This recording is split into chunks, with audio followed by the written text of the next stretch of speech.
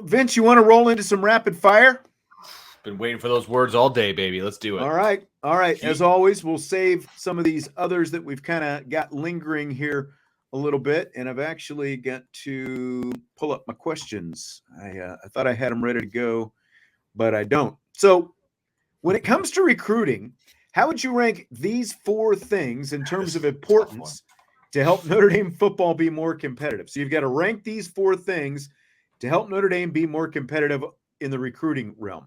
You've got facilities upgrades, undergrad admission standards, undergrad transfer requirements, and NIL. How would you rank those four to help make Notre Dame better from a recruiting standpoint? So I'm approaching this from the aspect of Notre Dame is still Notre Dame, okay?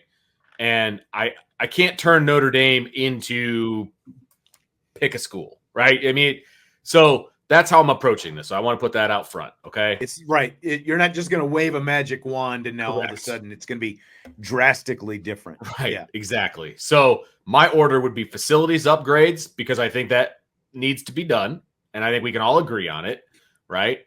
So that would be number one, and that's something that you can do without compromising any of your standards, okay? So facilities upgrades would be number one by a good margin, okay? Interesting. I've got facilities upgrades last by a considerable margin. Okay, interesting. I like that. I think you need facilities upgrades, but from a recruiting standpoint, I don't think it's as big a priority myself. Okay, fair enough. My next one would be undergrad transfer requirements. I feel like there are ways, because this is coming from the academic side of things. This is coming from the department chairs and, you know, having classes transfer over and all of these different things. I feel like if it's a freshman or a sophomore transferring over, you can make that work because you are not into the thick of your major requirements. And what about the students that have already been at Notre Dame, for example? And I know plenty that this falls under. Change their major going through college.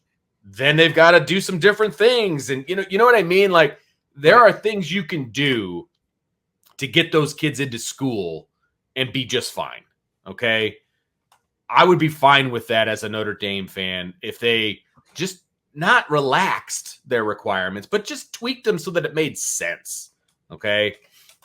My third one is NIL, and my fourth one is undergrad admission standards. Okay. I've got NIL at the top of mine, but I've got it. I kind of go back and forth on this a little bit because we know that, Notre Dame has good NIL opportunities, but we also know, again, we're talking about specific to recruiting.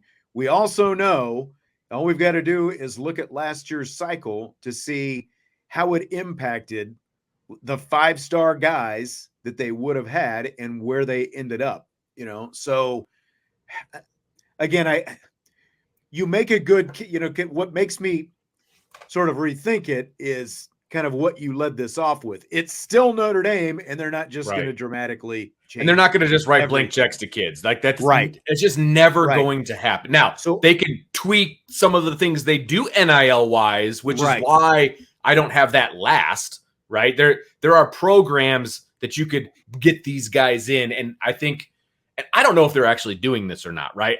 They could very well, for these high-level recruits, show them like, hey, you could do this, you could do this, you could do this. And here's the thing, because you had undergrad transfers and I had undergrad transfers just a little bit behind NIL, that I can get along, and I can easily flip them. Sure. Because the thing is, if you're not going to go all in on NIL, which they've, again, from an upfront, pay for from a blank check standpoint. Yeah. Right. And I get that they're not going to do that, but if you're not going to do that, which means that you're going to miss out on probably a lot of 5-star type talent, because the 5 stars, it definitely seems like that means a lot to them because they know they're the ones with the talent and there's a smaller pool of those guys. So if you're not going to go all in from that aspect, you've got to be able to get more guys from the transfer portal. Right. Again, I was watching that SEC Media Days today. Arkansas added 19 players via the transfer portal. Man. Now, I don't know what level all of them are, Sure. but 19 players. Yeah.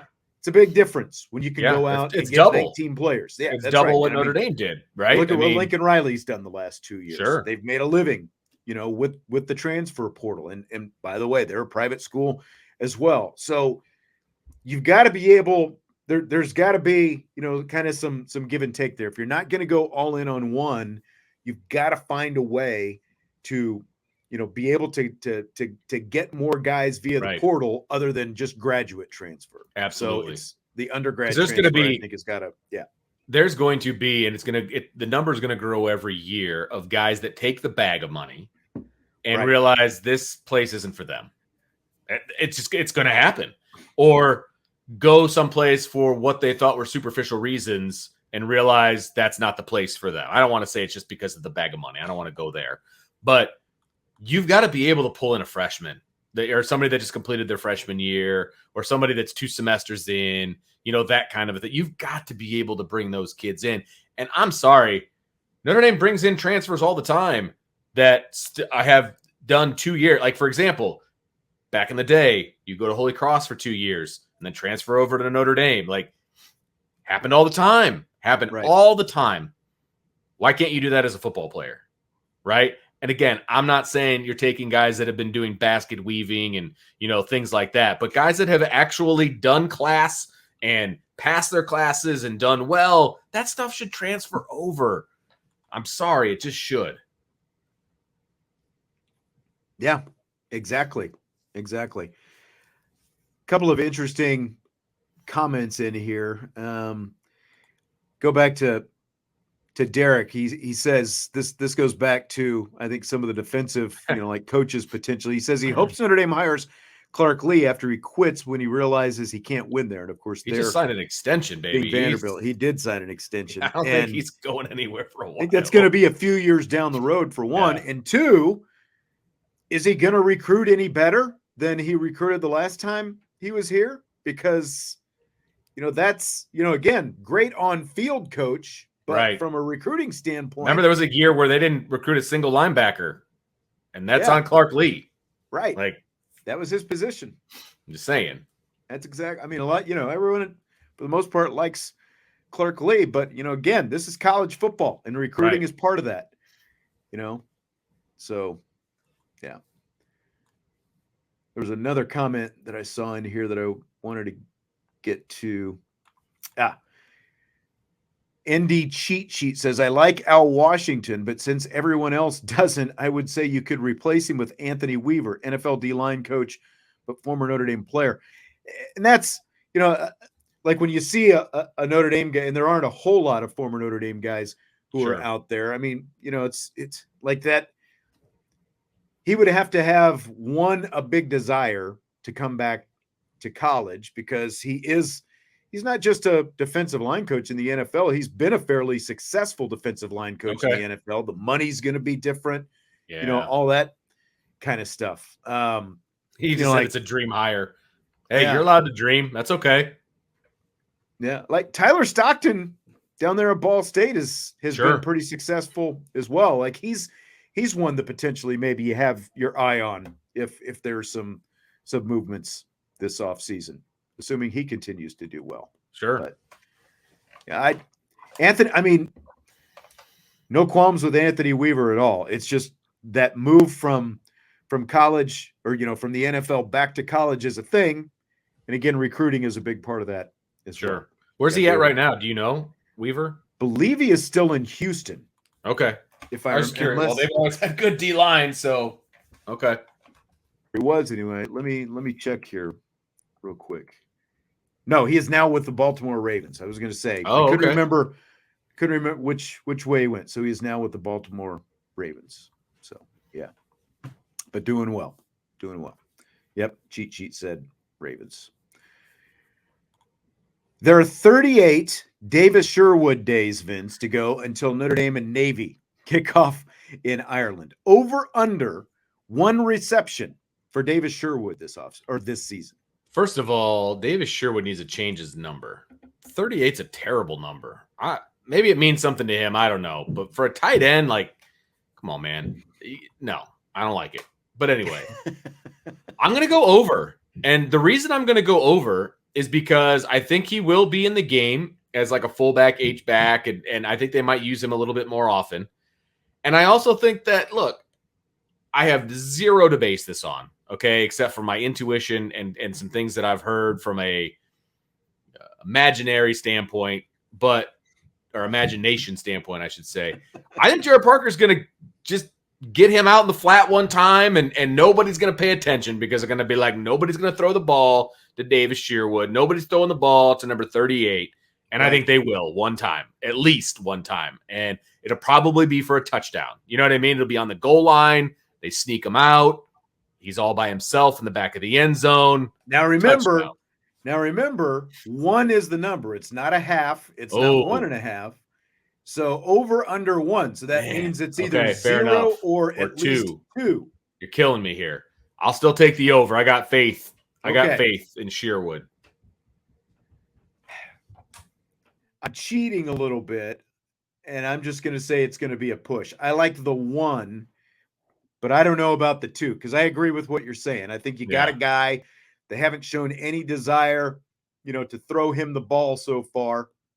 I think easily he gets the 1. It's the 2. I probably should have made it over under a half, but I'll push on the 1. Vince is going to go out there and he's going to go for the 2 and take the over. I'm going big time. All right. I like it. What about the Mitchell Evans Mitapalooza package? Over under 1/2 pass attempt for Mitchell Evans this season. I'm going under because I don't think we see Mitapalooza ever again. I think that was really disappointing. I think that was a Tommy Rees thing. I don't see that being a thing. And so I'm gonna take the under on this one. I agree. I think so as well. I felt like if we were going to see it, it was going to happen in that USC game last year. It didn't happen. I think it's a thing of the past. It's very unfortunate because I was just watching Old School the other day, and like Mitapalooza, it brought back some good memories thinking of Mitchell Evans. That's why I slipped this in here. So I will say that I was looking forward to more the Avery Davis touchdown. Like that's what I wanted to see. I wanted to see the reverse throw Avery Davis situation. Of course, he got hurt in the preseason, so never came to fruition. But that's the one I was always waiting for that I never got rewarded with. Yeah. Mr. 2.0, what would you do if this same season Tyler Buchner wins the Heisman and LSU wins the national championship? What would the response at Notre Dame be? Man, I might just hang up. Like I might just be like, you know what, mic drop, I'm out. Like I can't deal with this stuff anymore. I would not want to deal with the fans and the chat and it would be terrible. Like that would be terrible. I would be so incredibly happy for Tyler Buchner that he had a great season, won the Heisman, all of that, right? But that means then he got beat by Brian Kelly in the national championship game, most likely. That's true. That's a tough way to go out right there. That would, it'd be terrible. LSU, Brian Kelly goes to LSU, beats him last year. And then, like you said, if Buchner wins the Heisman, that's probably what that means, that LSU beat Alabama. And it's Armageddon is what it is. It is total Armageddon. And terrible. It would just be a very dark day for both of those guys, because on top of that, Tommy Rees would also be the offensive coordinator for Tyler Buchner, helping him win a Heisman Trophy at Alabama. And on top of that, Brian Kelly would win a national championship for LSU. Total Armageddon, darkest days for Notre Dame. I could live with Tyler Buchner and Tommy Rees being successful. I could live with that, and I would be fine with it, to be honest with you. It's the BK part of it. It's the BK part of it that would really just eat my shorts, man. I would not want to deal with that end of it. And I also, and my caveat to the success of Rees and Buchner would be, I hope it's not at the expense of Notre Dame. You know what I mean? Like, if they're going to win it all and win all these awards and stuff, I hope Notre Dame kind of is not involved. You know what I mean? Well, and that would be insult to injury as well, as Notre Right. Dame makes the playoff and has to play one of those two teams and then get beat by either one of them. Like that would Right. be terrible. That part would be terrible. So Buckner can have all the success. Reese can have all the success as long as it's not at the expense of Notre Dame. Interesting. Marcel says, because I try to keep up with ex-players, I don't know why, but anyone I was watching a Bama podcast and they said Jalen Milroe is looking like the starter. Interesting, because Okay. I was watching the SEC Media Days today, and I think, was it McElroy? He was on there talking with Feinbaum, and he was talking about Simpson, thinking it was probably going to be him. Yeah, Adam Shipley, Ty Simpson, So and that's there what I you go. saw. That's what I saw today. So I think everyone's just throwing their opinions out there, because remember, I had the Alabama guy on a few weeks back, and it sounded like they got to watch less spring practice than we got to watch, so like they got to see the spring game and that was it. And obviously it's been summer workouts. So nobody down there has seen any more than we don't get to watch summer workouts. They're not watching Nick Saban's summer workouts. So I think it's all just speculation. It is right now. It's all clicks. Let's let and camp it's all open whatever. and see what happens. Yeah, exactly. Yep. Okay, so on yesterday's show, Vince, we talked about some possible rules changes for college football. Here's one we didn't talk about. Would you buy or sell making referees have to answer questions at a press conference after games? That's a huge buy for me. I mean, it's a huge buy. I think we'd get a lot of sound bites we don't care about when in games that were not, changed by the officials or whatever. But there's plenty of games out there where one call makes all the difference in the world.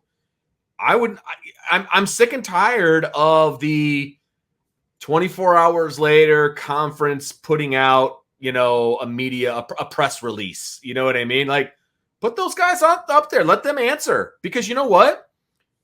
We might actually get a good response. Like, hey, this is what I saw. This is what I saw in the moment or whatever. I let these guys have, and I would bet you a lot of the referees would buy this as well. Because whenever I reffed or did whatever, I always wanted to explain myself. Like, and most of the time when I was a coach and I wanted to, see, talk to an umpire or whatever, explain to me what you saw. And then I'll explain what I saw. I just want you to give me an explanation. There are times when officials are, like they'll send a pool reporter back and they'll talk with, a referee about a call or whatever. But it's essentially, like standing off in the tunnel or, like in the referee's locker room where there's nobody there. Why should the coach have to answer for the way a call was made and then risk being fined if he says something that the conference or, the NCAA or whoever doesn't like? Why should he have to be made to answer to it? But the officials themselves who made the call don't have to answer to it. It makes zero sense to me. As big time as everything is, and these guys are on TV too. Their faces are out there. They're the ones making the call. They're making pretty good money. And that was the next thing. They are making very good money for being out there. At least make the head official of each crew have to, stand up at a podium, even if it's just for 5 minutes, and take a couple of questions about why this call was made, why that wasn't made. And we're not asking even if all you get is official speak, at least make them have to stand up there in front of the microphones and the cameras and answer it just like the coaches and players do. We're not asking the referee to go to the 50-yard line and answer to the fans. We're asking them to go into the press conference room and answer to the media. Like, it's not going to be like them hurling tomatoes at them. It's going to give them an opportunity to speak their mind. You know what I mean? And could there be a media member that's unprofessional? Sure. That happens with coaches all the time, right? But I love this. I love this idea. Absolutely love it. And like I said, I think the vast majority of referees would not be upset about it either. I really don't. They'd want to explain themselves. Yeah. Josh says he wishes that Notre Dame would get different officials for home games. And they've typically gone, like when they were affiliated with the Big East, they would get Big East. Now they're affiliated with the ACC. They get ACC officials. The away team usually brings the officials, the way I understand it. And then Notre Dame, when they go away, they take ACC officials. Right. So the home games change all the time, but obviously when you have ACC teams coming in, you've got ACC, and that's kind of what that was part of the contract with the ACC, Josh. It's not something that's going to change anytime soon. And so Notre Dame's affiliated with the ACC. So when they go on the road and they're playing a non-conference, well, not non-conference, when they're playing a non-ACC team, they take ACC officials with them. Yeah. So Houston head coach Dana Holgerson says his team could be a premier Big 12 program within the next 5 to 10 years. Do you buy or sell that? Without knowing enough about Houston as far as like their facilities, all of those different things, right? Number one, I don't have a whole lot of faith in Dana Holgerson being the guy to lead them to that. That's number one. Number two, excellent point. For start, there it is. Number two, I haven't it's a possibility just for the fact that they're in Texas. I mean, they're in fertile recruiting ground. Exactly. And now they've got the Big 12 behind them. So you could make the case that that's an absolute possibility. I would get a different head coach though if that was going to happen. Could they do it? Yes, but I don't know that he's the guy to do it. How about that? See, that's he's 37-20. He's been there for 4 seasons already. 37-20, decent record, but they were, I think, 12-2 or 11-2, a couple of years ago. So the majority of their wins came in one season. Otherwise, he's been either below 500 or I think they were 8-5 last year. So it's but there's so much talent in the state of Texas. Houston is a huge market, a huge city. There's a lot of talent there. San Antonio's not far away. That's the 10th most populous city, in the country. There's a lot of talent in Texas, and now they're going to be a Power 5 program. So I could see it happening, but I completely agree. If it's going to take 5 to 10 years, I don't know that Dana Holgerson is around anyway. If it's Good point. You're 5 years out, no one's got a 5-year plan anymore, right? It's it's going to have to happen quicker than that. So I could see it happen, especially when you look at, Texas and Oklahoma are leaving and someone's got to fill the void. And TCU jumped up there last year. How consistent is TCU going to be? Baylor has been pretty good. Is Baylor going to be able to sustain it? Will Texas Tech come back and make a push? So there's an opportunity there. Someone's got to fill the vacuum, but starting with the first point you made about Holgerson, I don't know that he's going to be the one. Because they've signed one top 50 recruiting class in the last 7 cycles as it is. Again, could it get better because now you're going to the Big 12 and you're going to be a Power 5 program? There's a good opportunity because of the talent that's around you, but that talent has been there before. Are you going to recruit at that much, higher level just because you're in a Power 5 conference now? Right. Like I said, I could wide see open. It. There's an opportunity. I could see it, but you better get somebody more dynamic in there as head coach. That's all I'll say. I agree. Couple more questions from the chat. Mr. 2.0 wants to know if his Cardinals are going to trade Paul Goldschmidt. Great player and teammate, but kind of hope so. Hope they can get a haul. Has another full year on his contract. John Moe acts like they don't plan on it. And I saw something today. Arenado Goldschmidt. Do you trade him? You can get a lot in return for both of those guys. That's the thing. And so you've got to ask yourself if you're a Cardinals organization, does that outweigh having those two guys around? I mean, everybody expected them to win the Central this year, and last time I looked, they were in last place. I don't know if that's the case anymore, but you're probably not going to dig yourself out this year. And so, look, this is the pros, man. I think you get what you can get for both of those guys, especially if he only has 1 year left on his contract. They are 10 games under 500 right now, and it's amazing to me that the Cubs are still the only team in that division with a positive run differential, and the Cubs are sitting 6 games below 500 as well. If I'm the Cardinals, I think that I am a big seller and trying to get some talent back in that organization, because what they're doing right now is not working. Yeah, and most of their free agent purchases lately have not been great. Yeah. Salty wants to know, if you're offered $15,000 to spend 1 hour in a room with many spiders, large and small, do you accept? What one item do you bring? Do you want the lights on or off? As long as there are not like deadly spiders, I would do it. And the one item I would bring would be spider repellent. 100%. Spray the hell spider out of killer. Like I'd spray it all over me. Yep. And just start spraying. And lights on, by the way. Yes. On. Because I need to see them coming. Exactly. Derek wants to know the disgusting shape on my shirt. This is, it's a Mitten Brew. Speaking of, I was talking about, the craft beer earlier, the Mitten Brewing Company.